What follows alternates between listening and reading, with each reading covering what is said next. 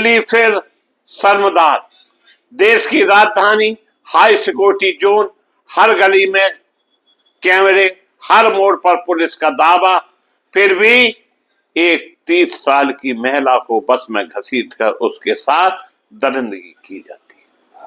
यह है दिल्ली की कहानी। नमस्कार, मैं मुकेश सुदैनिया, आप देख रहे सीधे बोर्डिंग पे। यह घटना दिल्ली के नागलोई और रानीबाग इलाके से जुड़ी बताई जा रही है। पीड़ित फैक्ट्री से काम करके घर लौट रही थी। आरोप है कि रात के समय एक प्राइवेट स्लीपर बस उसके पास रुकी। महिला ने समय पूछा और उसी पल दरिंदों ने उसे बस के अंदर खींच लिया। फिर करीब 2 घंटे तक चलती बस में उसके साथ गैंग रेप किया। दिल्ली, जहां हाई सिक्योरिटी सुरक्षा है, जहां देश के गृह मंत्री रहते हैं और जिन्हें भाजपा का चाणक्य कहा जाता है, और इस तरह की घटना ने फिर से दिल्ली को हिलाकर रख दिया। दिल्ली के पुलिस के मुताबिक इस मामले में बस ड्राइवर और कंडक्टर को गिरफ्तार कर लिया गया, बस को भी जब्त कर लिया गया और एफआईआर दर्ज कर जांच शुरू कर दी। जैसा कि पुराना फंडा है, पहले रेप हो जाए, उसके बाद में जांच हो जाए और लोगों को गिरफ्तार करके कुछ समय बाद चलता कर दिया जाए। लेकिन सवाल गिरफ्तारी का नहीं, सवाल उस सिस्टम का है जो हर बार घटना के बाद जागता है। कैसे पड़ती है इन दरिंदों की इतनी हिम्मत। 2012 में पूरा देश निर्भया कांड पर सड़क पर उतर आया था। तब कहा गया था अब बेटियां सुरक्षित होंगी, दिल्ली बदल जाएगी, महिलाओं की सुरक्षा सर्वोच्च प्राथमिकता। यानी हमारे देश के प्रधानमंत्री नरेंद्र मोदी जब बंगाल में चुनाव थे तो बनारस में महिलाओं के आरक्षण को लेकर बहुत बड़ा सम्मेलन कर रहे थे और विपक्ष पे आरोप लगा रहे थे इनकी वजह से संसद में महिलाओं का बिल पास नहीं हो पाया, जबकि महिलाओं का बिल उसके पहले ही पास हो गया था। लेकिन बनारस से आवाज बंगाल तक भेजना थी, चुनाव जीतना था।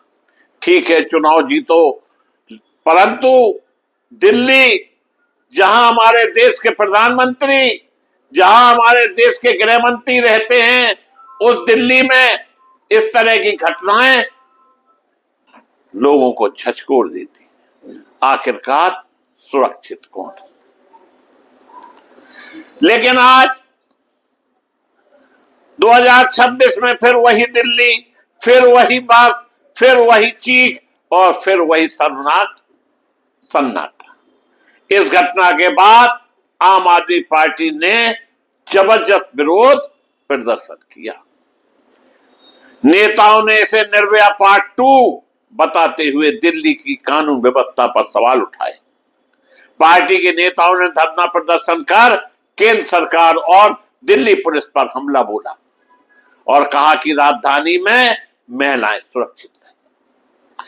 देश पूछ रहा है, जब दिल्ली पुलिस सीधे केंद्र सरकार और गृह मंत्रालय के अधीन है तो जिम्मेदारी कौन लेगा? बेटी बचाओ, बेटी पढ़ाओ का नारा देने वाले जवाब देंगे। महिलाएं सुरक्षा के बड़े बड़े भाषण देने वाले आज चुप क्यों हैं? यही स्मृति ईरानी छाती पीट पीट कर अगर कुछ हो जाए तो सड़कों पे आ जाती थी, अब वो चुप क्यों हैं? वही भाजपा सांसद जो कि विपक्ष के लिए हाय तौबा मचाती थी, अब इतना बड़ा कांड दिल्ली में हो गया, चुप कौन क्यों है? वही सांसद जो कल तक आप पार्टी में थी, आज भाजपा में चली गई तो उनका मुंह सिल दिया गया। हर चुनाव में महिला सम्मान की बात होती है, लेकिन जब सड़क पर बेटियां सुरक्षित होती हैं तब सत्ता की आवाज क्यों गायब हो जाती है? और विटमना देखिए, 2 दिन पहले महुआ मोत्रा ने एयरपोर्ट पर कथित असली टिप्पणी का आरोप लगाया था, लेकिन महिला सम्मान पर घंटों भाषण देने वाली कई महिलाएं सांसदों की तरफ से कोई ठोस आवाज नहीं सुनाई दी थी। दिल्ली की जनता पूछ रही है, क्या महिला सुरक्षा सिर्फ पोस्टर और विज्ञापनों तक सीमित है? क्या कैमरा सिर्फ वीआईपी रूट देखने के लिए है? क्या अपराधियों के मन से कानून का डर खत्म हो चुका है? यह सिर्फ एक अपराध नहीं, यह एक सिस्टम का सवाल है। यह सुरक्षा व्यवस्था पर करारा तमाचा है और यह उन तमाम वादों की पोल खोलता है जिसमें कहा जाता है कि देश सुरक्षित हाथों में। देश को अब भाषण नहीं, सख्त कानून चाहिए, फास्ट ट्रैक न्याय चाहिए और ऐसी दरिंदगी करने वालों में ऐसा डर चाहिए कि कोई बेटी की तरफ आंख उठाने से पहले 100 बार सोचे। देश में जिस तरह से आए दिन इस तरह की घटना घट रही है और जो लोग इस कृत्य में शामिल हैं, उनकी इतनी कड़ी व्यवस्था होना चाहिए कि भूल कर भी वो दोबारा अपराध ना कर सके। जुमा 4 दिन नहीं हुए कि उन्नाव का कांड लोगों को याद होगा, कैसे हाई कोर्ट से उनको जमानत मिली थी और सुप्रीम कोर्ट ने जब घोड़ा पछाड़ कानून लागू किया तो आज तक वो जेल से बाहर नहीं निकल पाए। ऐसे ही इन दरिंदों के लिए होना चाहिए। इसके लिए अदालतों को भी सख्त होने की जरूरत है। मैं मुकेश सुदैनिया पुनः आप सभी को धन्यवाद देता हुआ अपनी बात समाप्त करता हूं।